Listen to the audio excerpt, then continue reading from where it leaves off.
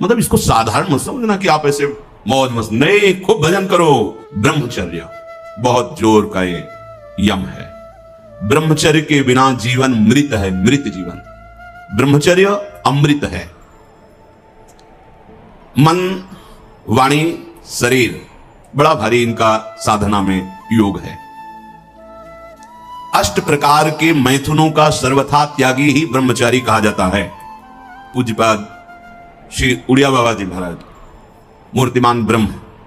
ब्रह्मचर्य ही महान सामर्थ्य, परम पुरुषार्थ, भगवत प्राप्ति का प्रबल साधन है। परम सुख का, परम शांति का, परम स्मृति का, महान धृति का ये प्रधान साधन ब्रह्मचर्य है। जो इस साधन से हीन है वो मृत है। खुद देख ले, स्मृति काम नहीं, शरीर में विशेष रजोगुण का प्रभाव, भोग वासना से जलता हुआ हृदय, छल कपट, आगे चलकर शरीर पीड़ा से युक्त हो जाना, बुझा बुझा स्वभाव रहना, हृदय में एक विशेष चिंता, कल्पनात्मक भय, विषाद और पशुवत आचरण, ब्रह्मचर्यहीन जीवन।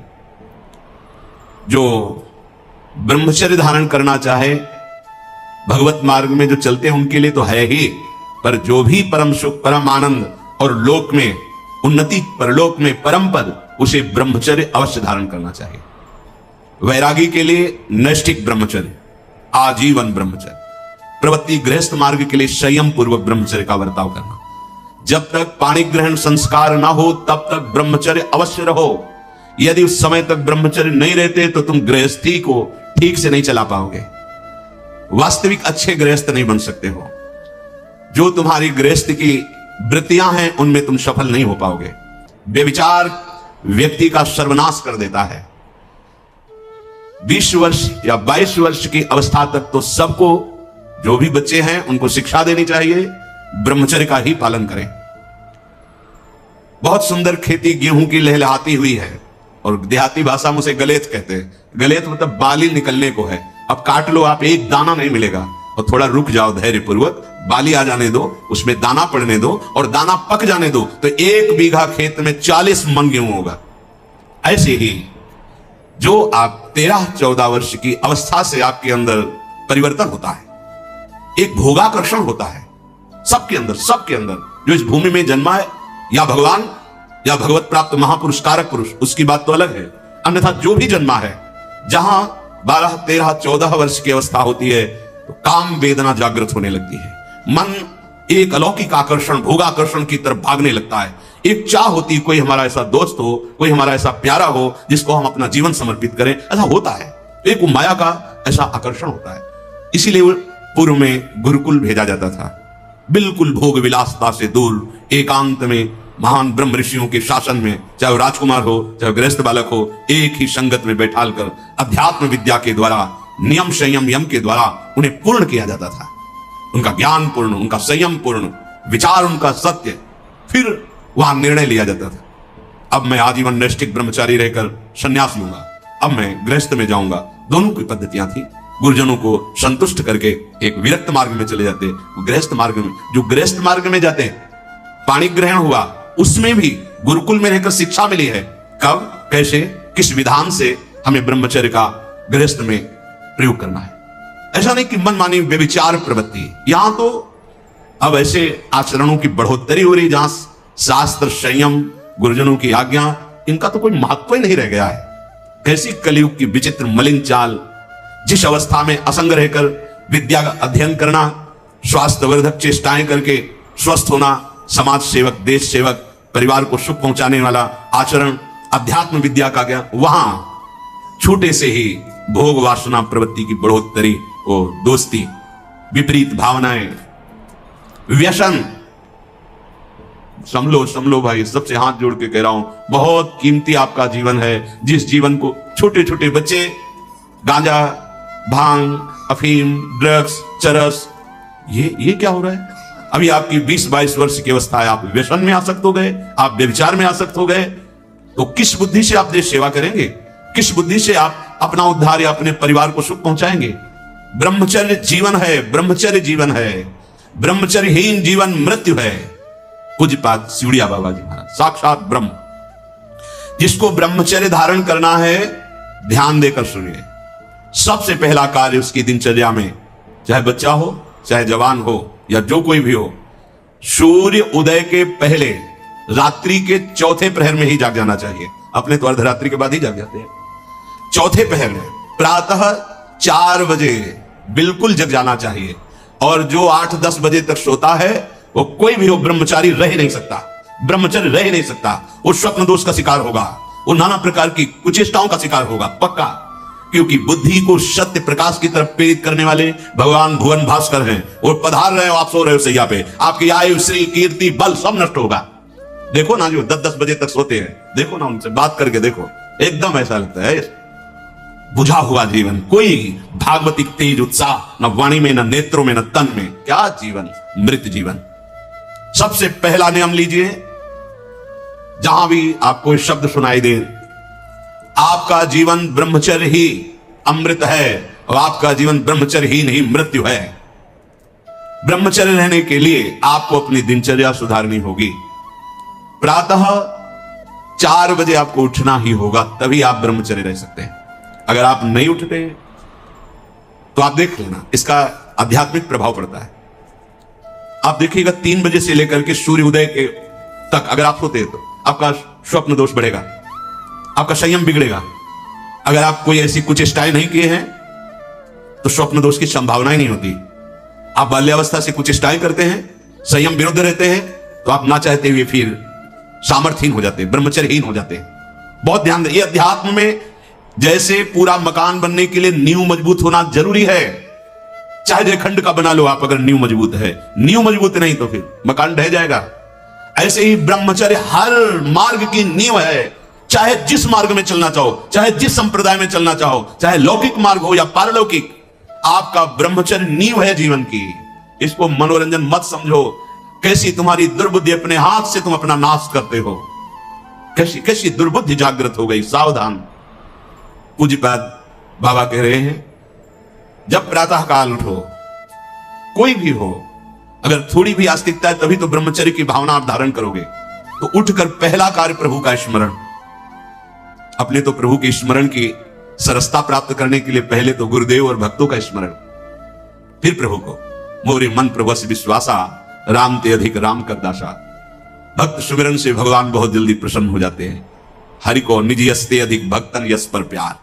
सबसे पहले महान भक्तों का स्मरण, उनसे हमें सामर्थ्य प्राप्त होती है। जब उनका स्मरण करते हैं तो उनकी भजन शक्ति, उनकी कृपा शक्ति हमको बल देती है, हमारी दिनचर्या परम पवित्र और शास्त्र सम्मत होती है।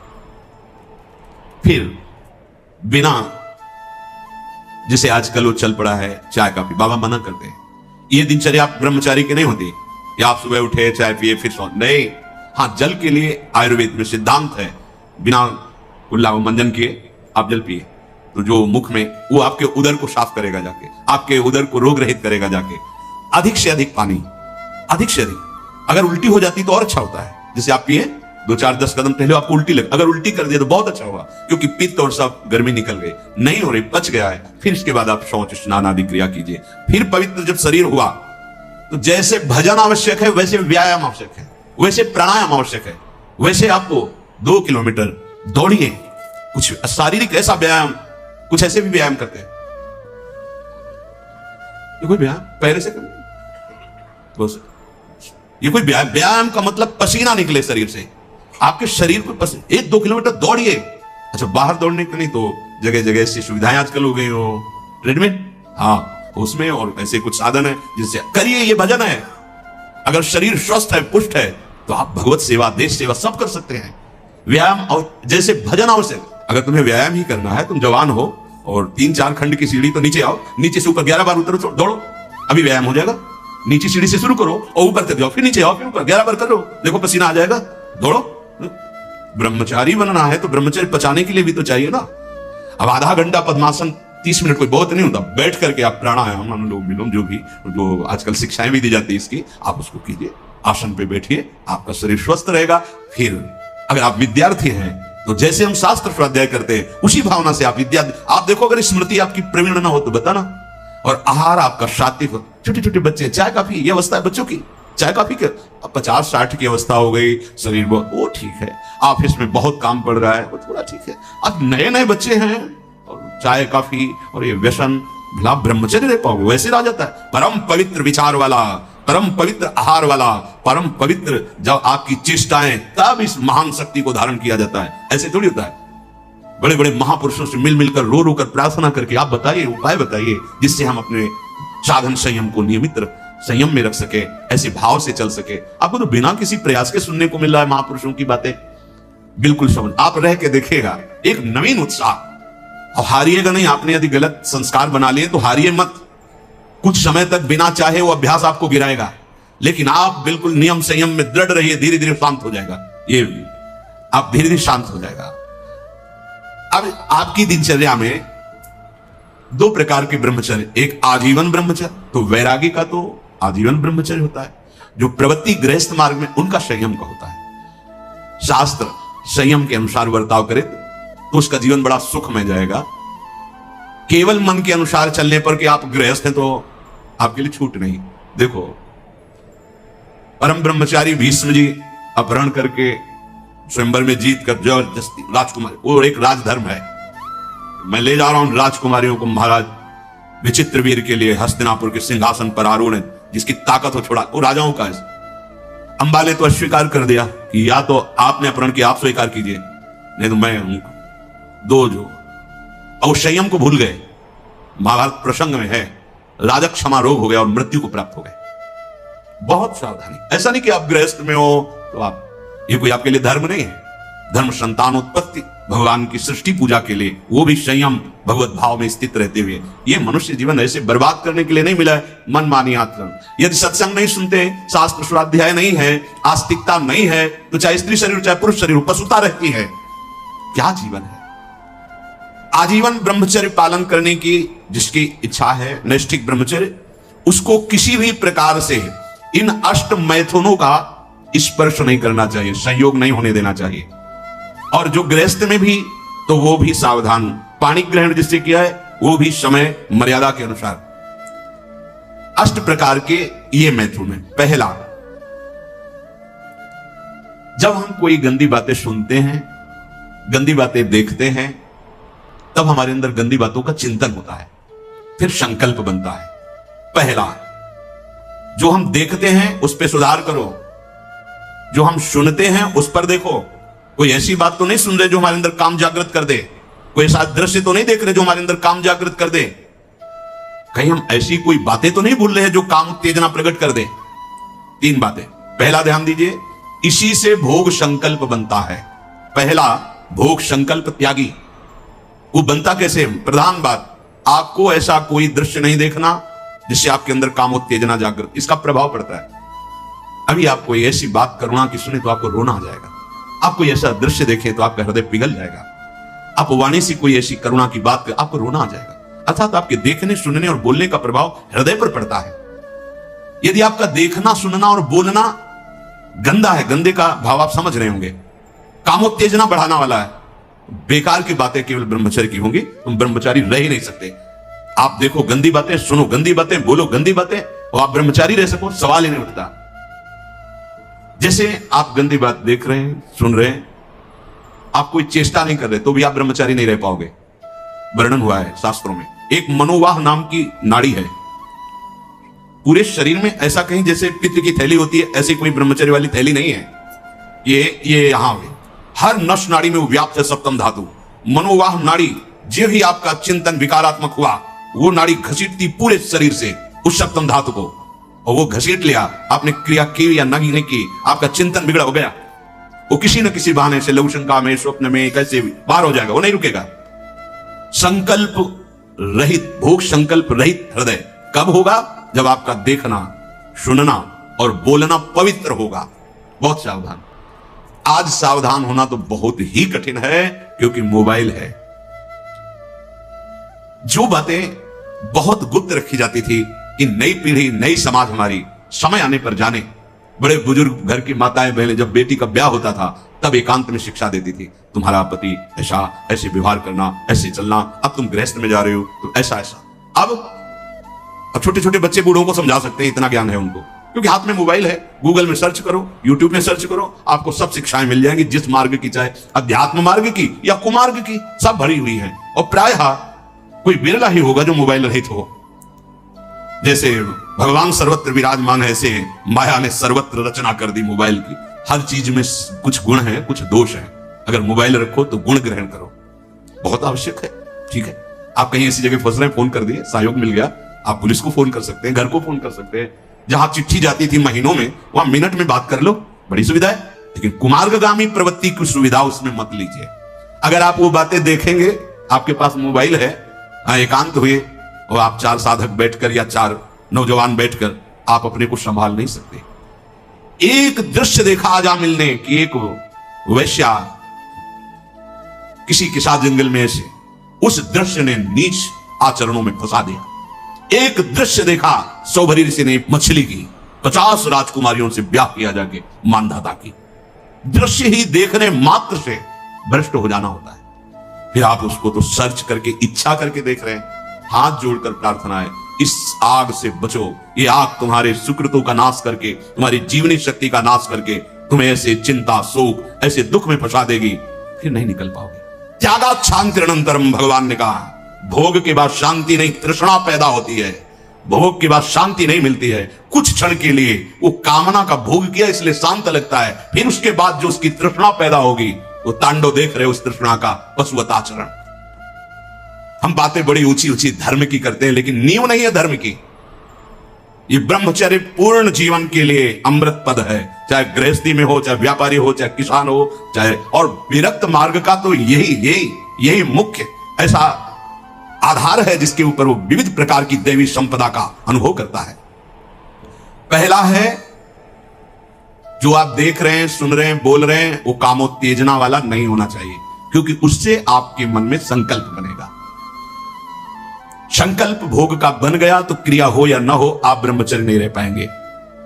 एक बार परमहंस स्वामी श्री ओंकारानंद सरस्वती जी महाराज, साक्षात मूर्तिमान ब्रह्म, नजफगढ़, कानपुर, गंगा के किनारे, बहुत ही ज्ञान संपन्न महापुरुष, तो हिम्मत करके पूछा गुरुजनों से, तो अपनी बात, महाराज जी, पूर्ण ब्रह्मचर्य रहने में कई ऐसे साधकों में परस्पर वार्ता को कहते हैं, स्वप्न दोष हो जाता है, तो हम कैसे अखंड ब्रह्मचारी माने जाएंगे। महाराज ने वचन बोले, यदि आप कोई कुचेष्टा नहीं करते और कुछ काल के बाद ऐसा होता है, आपने स्वप्न में भी कोई गंदे दृश्य या गंदी भावना नहीं देखी, स्वाभाविक आप जगे ऐसा, तो बोले जैसे उफान आती है किसी वस्तु में, वो वास्तविक जो ब्रह्मचर्य, जो संतानोत्पत्ति वाला, वो नहीं निकल पाए, उसके ऊपरी भाग का, उससे कोई हानि नहीं होती। यदि आपने कुछ चेष्टा पहले से अभ्यास की है और आपका स्वप्न में गलत संकल्प बन गया है, फिर वो ऐसा माना जाएगा। इसलिए संकल्प का त्याग करें, कभी कुचेष्टा न करें। स्वाभाविक कभी खान पान बिगड़ गया या कभी स्वाभाविक ऐसे अधिक श्रम, अधिक थक जाने से ऐसा हुआ, तो बोले वो ब्रह्मचर्य खंडन नहीं माना जाता, ऐसा होता है। दूसरा,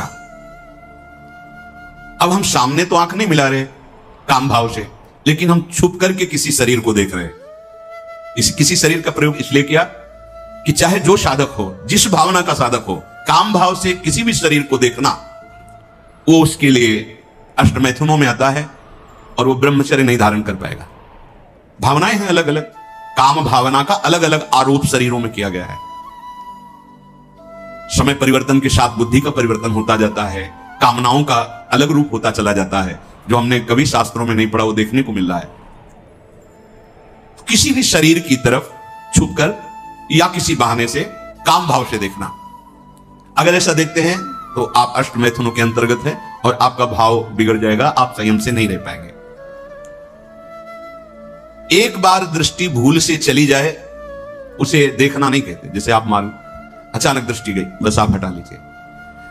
जैसे यमुना स्नान करने गए, गंगा स्नान करने गए, यहां जहां सब परिवार स्नान करते, अचानक दृष्टि गई है, अब दोबारा नहीं देखना। अगर दोबारा देख लिया तो अष्टमैथुन के अंतर्गत आता है, आपका भाव बिगाड़ देगा। भूल से दृष्टि चली जाए, तत्काल उधर से दृष्टि हटा ले। किसी भी माता बहन को, जिसको जो गृहस्थ में पाणी ग्रहण किया, वो अर्धांगिनी, इसके अलावा जहां भी दृष्टि जाए, अपनी दृष्टि को सुधारना है। जैसे हम अपनी मां के पास रहते हैं तो क्या भाव, कोई गलत भाव थोड़ी आता। अपनी बहन के साथ रहते हैं तो क्या गलत भाव आता है? वो तो राक्षस है जिसके अंदर गलत भाव है, वो मनुष्य थोड़ी है। अरे बहन, बेटी, माँ है तो परम पवित्र, इनके तो चरण रज माथे पे रखते हैं, माथा इनके चरणों में रखते हैं। देखो कितनी सुंदर रीति हमारी, हमने तो देखा है। कभी बेटी से पैर नहीं छुआते थे पिता, पैर छूते ही थे। हाँ, बेटी के पैर छूते, ए देवी दुर्गा के स्वरूप मानते, एक कन्याएं ये सब भगवती का स्वरूप है ऐसा मानते। और बहन जब राखी बांधती है तो भाई तो माथा रखता ही है, चरण छूता ही है, पूज्य भाव रखना। ऐसे ही जननी सम जान है परमारी, ये सब भगवती अम्बा की अंश स्वरूप है। अपने लोग तो सब श्री जी की सखियां हैं, लाडली जी की दुलारी प्यारी सखियां हैं, अपने को ऐसा भाव। अगर हम स्त्री को, किसी भी स्त्री शरीर को देखकर भोग भावना करते हैं, हमारा पतन निश्चित है। कोई क्रिया हो या ना हो, यह चिंतन वाली बात है, ध्यान रखना। किसी भी माता बहन को भोग बुद्धि से, जैसे शास्त्रों में कहा गया नरकस्य नारी, बात है कि तुम्हारी भोग भावना जो नारी के प्रति है, यह नरक पहुंचा देगी। त्रिविधम नरकस्येदम द्वारम नासन् मात्मनः कामः क्रोधः तथा लोभः तस्मादेव त्रयम् त्यजेत्। माताओं बहनों की तरफ देख करके काम भाव से उनको देखना तो तुम समझ लो नरक जाने का रास्ता फिट कर रहे हो। त्रिविधम नरकस्येदम, शास्त्रों ने तो जगदम्बा कहा है, शास्त्रों ने तो मां कहा है इनको। जननी सम जानो पर नारी, कहां जगत की जो वार्ता है वो कहां शास्त्र के विरुद्ध पहुंच रही। शास्त्र उसको कह रहा है जो माताओं बहनों को गलत दृष्टि से देख रहा है कि नरक, ये तुम्हारे नरक का हेतु बनेगा जो तुम देख रहे हो स्त्री को काम भाव से। आगे कह रहे हैं किसी भी तरह से खिलवाड़ करना। बच्चे हैं, बच्चियां हैं, अब उनको तो ज्ञान नहीं है कि आप गलत स्पर्श कर रहे हैं, आप गलत ढंग से छू रहे हैं, और आप अपनी वासना का पोषण करने के लिए छोटे बच्चों को, बच्चियों को गोद में बैठा ले, खिला रहे, और आपकी भावना दूषित हो रही। ये सत्संग है, बहुत होश में सुनिए। साधु हैं या परमार्थ के पथिक हैं या गृहस्थ है, अंतर में बैठा हुआ अंतर्यामी देख रहा है आप क्या देख रहे हो और आप क्या सोच रहे हो। बस जो ब्रह्म स्वरूप महापुरुष हो गए स्वयं बालकवत, वो खेल रहे हो, विचरण कर। तुम्हारी स्थिति नहीं है। अंतर की वृत्ति भ्रष्ट होने में देर नहीं लगती है। वो अबोध अवस्था को प्राप्त बालक बालिकाएं हैं। भगवान का स्वरूप मानकर दूर से, अगर वैराग्य मार्ग के पति को दूर से स्पर्श करने का अधिकार नहीं, स्पर्श करने का साथ, वो ब्रह्मबोध संपन्न महापुरुष जो स्वयं बालवत परमहंस अवस्था को प्राप्त, वो बच्चों के साथ खेलते हैं, जहां कामना की कोई गंध ही नहीं, ब्रह्म स्वरूप है अपने होश में। किसी बालक को किसी भी तरह से दुलार करना, वो वात्सल्य नहीं होगा आपके अंदर, वो वासना होगी। ध्यान देना, बहुत सावधानी का विषय है। ये हम तो बच्चों के साथ खेलते हैं, नहीं, तुम बच्चों के साथ खेलते नहीं, अपनी वासना को बढ़ावा दे रहे हो। उपासक उपासना का बढ़ावा करता है। दूर से देखो, चरणों में प्रणाम करो, मेरे लाडली लालिनी बच्चों में खेल रहे, प्रणाम किया निकल गए। ऐसा किसी भी तरह से स्पर्श करने का अधिकार नहीं है। वो महापुरुष जो भगवत प्राप्त है, वो खुद वैसे धूल दूषित उनके साथ खेल रहे, उनकी क्षमता हमारे हृदय में नहीं जागृत है, चूक हो जाएगी।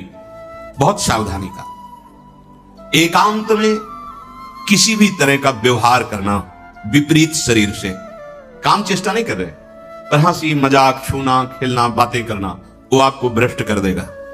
सावधान। विपरीत आकर्षण जहां आपका काम भाव बन सकता है, एकांत में नहीं। व्यवहार करने के लिए जिनको सेवाएं मिली हैं 2-3 एक साथ, तब व्यवहार कीजिए। अकेले वार्ता करने वाला अपराधी माना जाएगा। क्यों?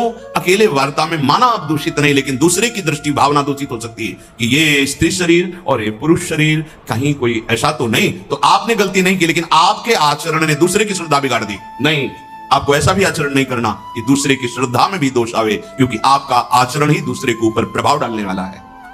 एकांत में कोई भी ऐसी हंसी मजाक, चेष्टा, विनोद, भले भागवतिक हो, लेकिन विपरीत शरीर जिसमें काम भावना होती, नहीं करना चाहिए।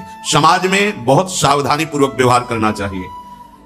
एकांत में किसी भी ऐसे विपरीत शरीर का ऐसे हंसी मजाक करते हुए स्पर्श करने से भावना में काम प्रभाव जागृत हो जाता है। बलवान इंद्रिय ग्रामो विद्वान अपि करसति, साधारण की तो बात जाने दो।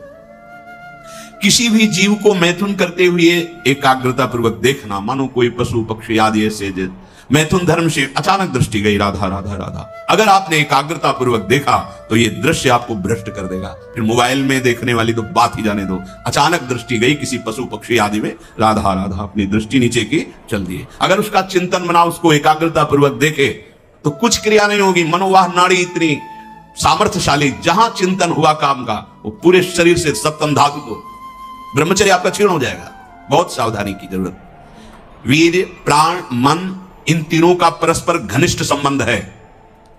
एक भी स्थिर हो जाए तो तीनों स्थिर हो जाएंगे। ब्रह्मचर्य ठीक, मन एकाग्र और प्राण सूक्ष्म। सूक्ष्म प्राणों के द्वारा ही परम योग को प्राप्त किया जाता है। स्थूल प्राण, बहुत खाना, बहुत चर्बी बढ़ाना, ये साधनों पैदा। शाम ऐसे आटा लगा दिया जाए, उड़े ना,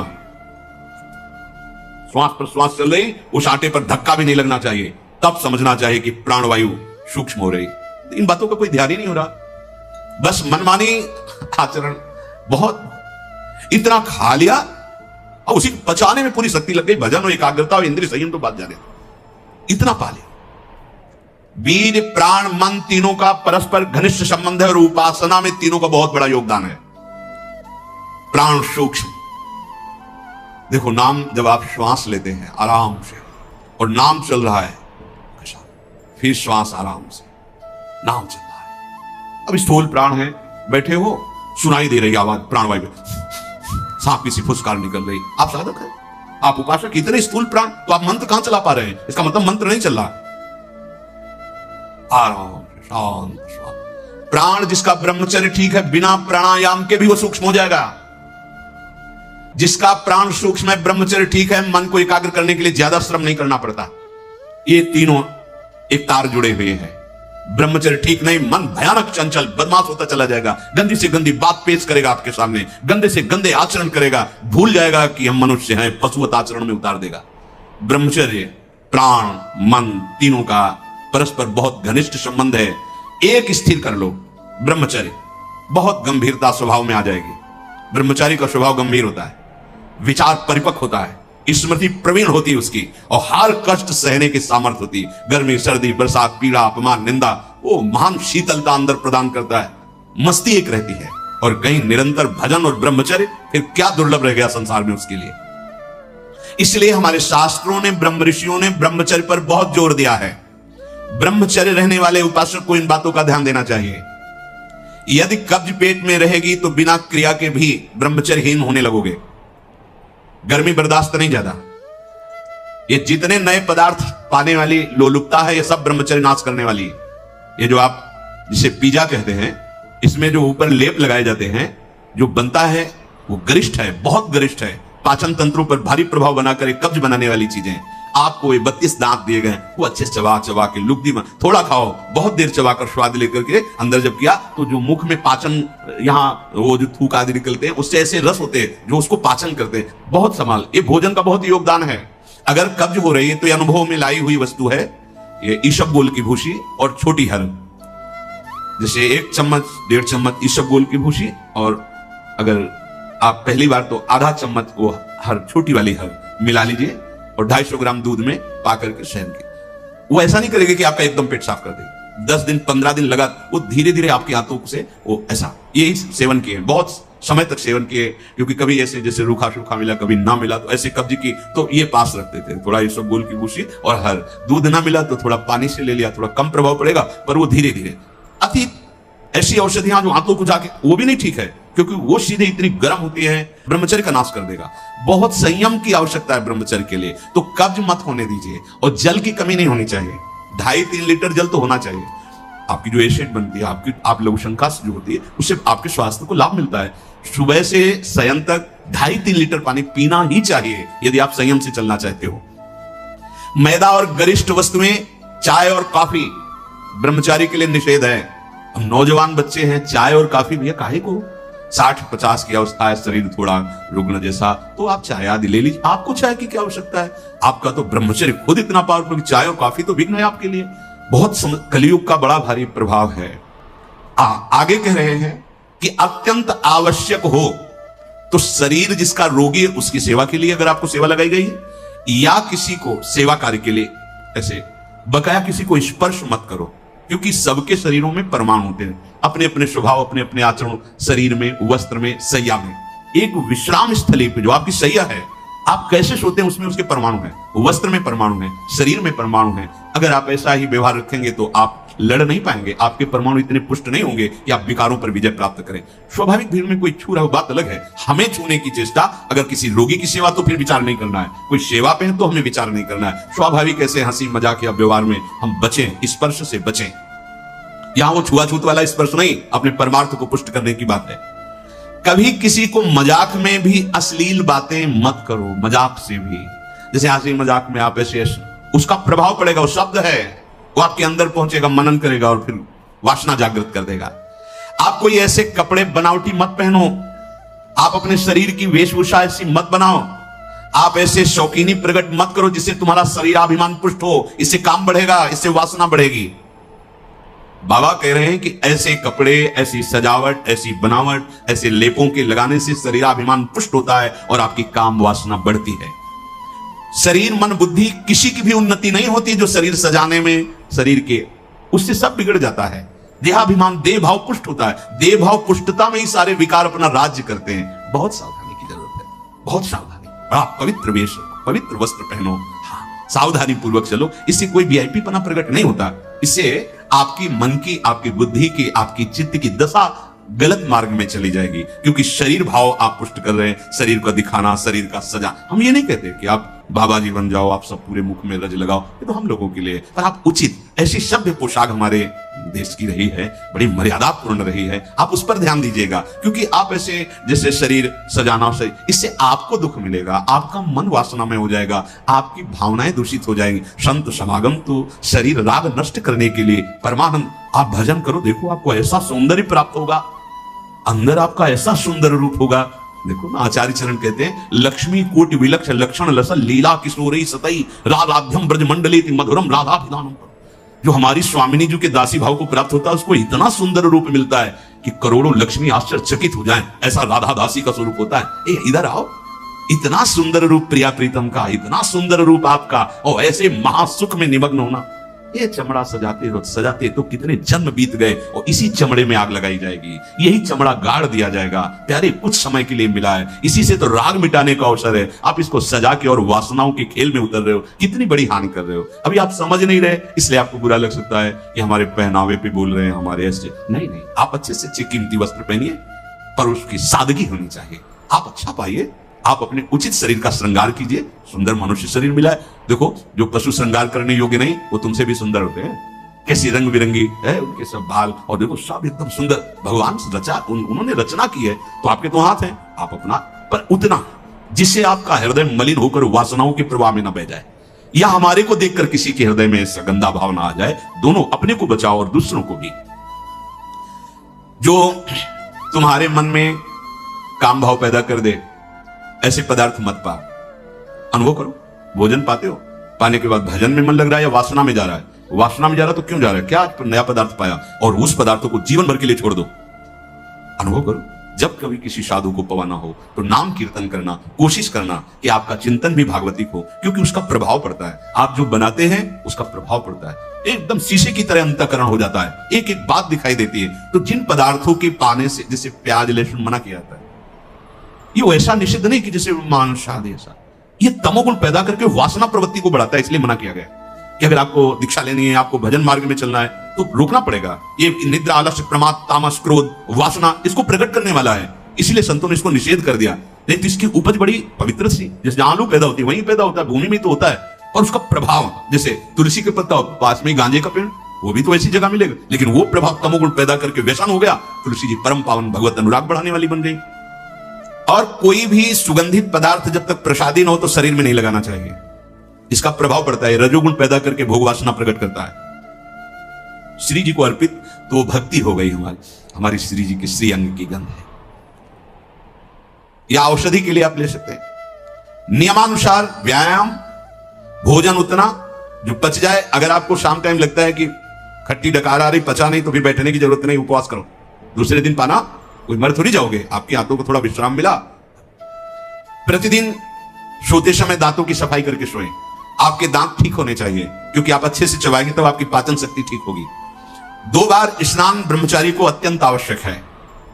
और यहां पेट में ठंडा ठंडा जल, ऐसे यहां तो कई बार जल डालिए। जैसे ऊपर स्नान किया, फिर आधे यहां नाभि से लेकर 10 कमंडल कम से कम, ऐसे आराम आराम से। आपके ब्रह्मचर्य की बहुत पुष्टता होगी और आपकी गर्मी शांत होगी। रात्रि के समय, सोते समय विचार कीजिए, आज हमसे कौन सा विचार, कौन सी चेष्टा ऐसी गलत हुई जो नहीं होनी चाहिए, और उसको नियम लेकर दूसरे दिन से ना होने पावे। आप खुद विचार कीजिए। मांस और शराब और कोई भी नशा, ये तो कहीं प्रवेश ही नहीं है, पर धोखे से भी कभी बिल्कुल नहीं। ब्रह्मचर्य रहना है, भगवत प्राप्ति करना है, तो आप वृत्ति भगवदाकार है, वो खेल खेले, उनकी बात अलग है। महापुरुषों की वो तो 10 तोला जहर भी खा के पचा जाते हैं, ऐसे संत हुए।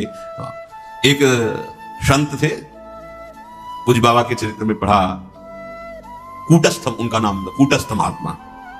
उन्होंने आजीवन नियम लिया था कि ऐसे खप्पर कर दिया, जो डाल दिया वो खा जाएंगे, क्या है उसे कोई मतलब नहीं। तो कुछ उद्दंड लोग जब उस नगर में गए और ये बात सुना तो उन्होंने विषैला सांप पकड़वाया और उसको उबाल करके हाथ में आया, ऐसे देखा और मुस्कुराए। जो महापुरुष है उनकी क्षमता, उनकी स्थिति वो अपने में नहीं, उसमें लिखा था। एक दिन जंगल में किसी पेड़ के नीचे बैठे थे, किसी गांव में चोरी हुई थी, लोग उन चोरों का पीछा किए थे, वो आराम से बैठे इनके पास आए, बोले तुम भी इन चोरों में शामिल थे? उनका तुम्हें जो दिखाई दे रहा है तुम देखो, तुम्हें क्या दिखाई दे रहा है? बोले बहुत गुस्सा, अंधेरा था, बहुत गुस्सा है तेरे अंदर, और डंडा चलाए। सब एक ने कहा देखो तो कौन है? तो फिर वो तुम महात्मा हो? बोले तो तुम निर्णय करो कि कौन है। बोले गलती हो कोई बात नहीं, जाओ। कुछ नहीं, पीट रहा है तो कुछ नहीं, उसमें जहरीला सांप दे दिया तो कुछ नहीं। अब वो एक हिमालय की तरफ जा रहे थे तो उस समय सिंह दहाड़ा, तो ऐसे छड़ी लिए थे, ऐसे खड़े हो गए, बोले सुनो अगर तुम्हारा आहार निश्चित हो गया ये शरीर तो तुम्हें हल्ला मचाने की जरूरत, इसे खा लो, और नहीं हुआ तो चले जाओ। वो चल रही भले स्थिति है। तो हमको अपने कोई भी व्यसन साधना में, देखो सबसे पहली गलती तो ये होगी कि वो व्यसन हमें अपना चिंतन कराएगा, समय पर हमें कोई व्यसन नहीं करना। और ध्यान से सुनिए, ब्रह्मचर्य पालन के लिए इमली और खट्टे पदार्थ बिल्कुल जहर है ब्रह्मचारी के लिए। ब्रह्मचर्य पालन के लिए लाल मिर्च, प्याज, लहसुन, गरम मसाला, जो सब्जी है ये बढ़िया। दोपहर में भोजन के पश्चात 15 से 30 मिनट तक विश्राम। सोना नहीं है, करवट थोड़ा इधर मध्य में बाएं उठ के बैठे, दिन में नहीं सोना। जो रात्रि में सेवा करते हैं उनके लिए छूट है। अब रात्रि में बंगला बना रहे हैं श्री जी का, या जो सेवा परायण है, जिनका सीधा अखंड नाम कीर्तन हो रहा है, रात्रि में ही कीर्तन है, दिन में सोना नहीं, रात्रि में कीर्तन करना है तो चल कैसे पाएंगे, वो दिन में सो ले। सायंकाल के समय भोजन निषेध है, संध्या का समय हो रहा हो भोजन निषेध है, शास्त्र स्वाध्याय निषेध है, उस समय कीर्तन, नाम जप आदि। और रात्रि में भोजन पाने के 30 मिनट भ्रमण करें, भोजन पाने के बाद घूमिए, फिर शयन कीजिए अगर ब्रह्मचर्य रहना है। नहीं सब खा पी के और दूध पी के फिर सो गए, फिर नहीं ठीक रहेगा।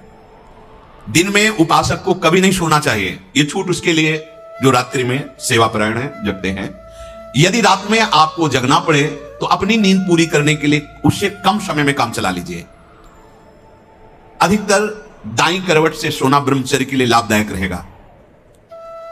सोते समय भगवत चिंतन अत्यंत आवश्यक है। यदि आप सोते समय छूट दे दी तो गलत चिंतन उस समय जरूर होगा, और गलत चिंतन हुआ अगर सो भी गए तो धोखा हो जाएगा, और अगर जगते रहे तो धोखा हो जाएगा। सोने के समय ऐसे सावधान रहो जैसे मरने वाला सावधान रहता है कि अब तो मृत्यु आ रही है, राधा राधा, ऐसे सावधान। जब एकांत कर्म में तो बिल्कुल सावधान। उस समय क्या करते हैं हम लोग, असावधान हो जाते हैं, छूट दे देते हैं। अगर मोबाइल है तो मोबाइल में लगे, नहीं तो चिंतन मनन वो कहीं ना कहीं भटकाव में आ जाएगा, आपसे धोखा हो जाएगा। बहुत सावधानी बात मान लीजिए, आपका एकांत परम पवित्र और सावधानी पूर्वक होना चाहिए जब तक नींद ना आए। अपने लोगों ने तो अभ्यास किया गुरुजनों की आज्ञा से कि जैसे अब दिनचर्या पूर्ण हुई, अब शयन करने जा रहे तो माला लेके बैठ गए। जब तक ऐसे नहीं हुआ तब तक माला नहीं हटानी, बैठे। जब लगा कि अब बस सो ही जाएंगे, कभी कभी माला छाती में रखे ही सो गए, फिर जगह फिर शुरू हो गया। भजन नहीं, अगर भजन उस समय एकांत में नहीं करते तो बकवास है, ब्रह्मचारी नहीं बन सकते। बहुत चंचल मन है, किसी न किसी बहाने से आपको धर्म भ्रष्ट करेगा, ब्रह्मचर्य भ्रष्ट करेगा। बहुत सावधान। उपन्यास, अश्लील पुस्तकें, अब बाबा के समय तो मोबाइल नहीं चला था ना, नहीं तो वो भी लिख देते, ये कभी ना पढ़ें, ऐसी कोई बातें ना पढ़ें, ऐसे कोई दृश्य ना देखें। ब्रह्मचर्य जो साधना है इसमें व्यर्थ समय नष्ट करने वाला ब्रह्मचारी नहीं रह सकता। आप अपने कार्य में रत रहिए, कार्य से विलग है तो आपका चिंतन ब्रह्मचर्य की पुष्टता के लिए भगवत चिंतन, महापुरुषों के चरित्रों का चिंतन, इससे आपकी बुद्धि प्रवीण होगी और आपके अंदर जो मनोवासनाएं हैं उनका नाश होगा। फिल्म, सिनेमा, नाटक देखने वाला कभी ब्रह्मचारी बन ही नहीं सकता। अब देख लो भाई, सावधानी पूर्वक। इसलिए ब्रह्मचर्य ये महान साधना की भूमिका है। अपरिग्रह, ये 5वां है। अपरिग्रह, जितनी तुम्हारी आवश्यकता वास्तविक सेवन के लिए उतनी वस्तु पर अधिकार रखो। इसके बाद जो भी वस्तु गोविंद ने दी है, परिवार सेवा, जगत सेवा, ऐसा, या आप विरक्त हो, उतने अधिकार, जितना वस्त्र, जितने पे सोरे, जितना भोजन। कल क्या मिलेगा ये हमें चिंता नहीं करनी है, हरि गुरु जाने। कल की अगर विरक्त को चिंता है तो वो विरक्त नहीं है। और गृहस्थ को चिंता होनी ही चाहिए कि कल परिवार कैसे चले। गृहस्थ का संग्रह प्रधान और विरक्त का संग्रह रहित जीवन। हरि गुरु जाने कैसे भरण पोषण करेंगे। अपरिग्रह ये बहुत बड़ी सिद्धि है। भोग्य वस्तुओं का अपने लिए संग्रह ना करना और भोगते समय यह ध्यान करना शास्त्र आदेश है कि नहीं। कोई भी वस्तु पदार्थ अगर ऐसे रहा जाए तो कह रहे हैं कि अहिंसा का पालन करने वाले का प्रभाव पड़ता है कि उसके सामने हिंसक वृत्ति वाला भी आ जाए तो दैन्य हो जाएगा, हिंसा वृत्ति नहीं रहेगी। और सत्य का पालन करने वाला वाणी से जो बोल देगा वही हो जाएगा, पक्का पक्का। अगर आप झूठ नहीं बोलते और सत्य का पालन करते हैं तो ठीक वैसा ही हो जाएगा। आस्ते जो इसने कभी किसी चोरी आदि ये जो अभी पीछे वर्णन हुआ नहीं करता तो साफ दिव्य रत्न जो चाहेगा उसके अंदर संपत्ति के रूप में जागृत हो जाएगा। जैसा वैभव चाहेगा वैसा वैभव आ जाएगा। और ब्रह्मचर्य का पालन करने से शारीरिक मानसिक दिव्यता प्रकट हो जाती है और महान पराक्रमी संकल्प वाला बन जाता है। संकल्प वाला, भुजदंड भले ऐसे ना हो पर उसका संकल्प ऐसा होगा कि जो चाहेगा वो कर सकता है। अध्यात्म बल परिपूर्ण। और अपरिग्रह वो जन्म जन्मांतर की बातें जानने लगेगा। उसके अंदर ऐसा ज्ञान जागृत हो जाएगा कि भूत भविष्य वर्तमान तीनों काल का जो केवल धर्म संज्ञक भोगों को भगवत प्राप्ति के लिए भोगता है और अपने लिए भोगों का संग्रह नहीं करता, समाज सेवा परिवार सेवा भगवत सेवा भाव, तो उसके अंदर ऐसा ज्ञान जागृत होता है कि जन्म जन्मांतरों की बातों को जान लेता है। ब्रह्मचर्य से सारी सिद्धियां जागृत हो जाती है। इसलिए परमार्थ के पथिक में बड़ी दिव्यता होती है। इन दिव्यताओं का जो आज वर्णन हुआ इनका मनन करें और भगवत बल से इनको धारण करें। श्री राधा वल्लभ लाल की।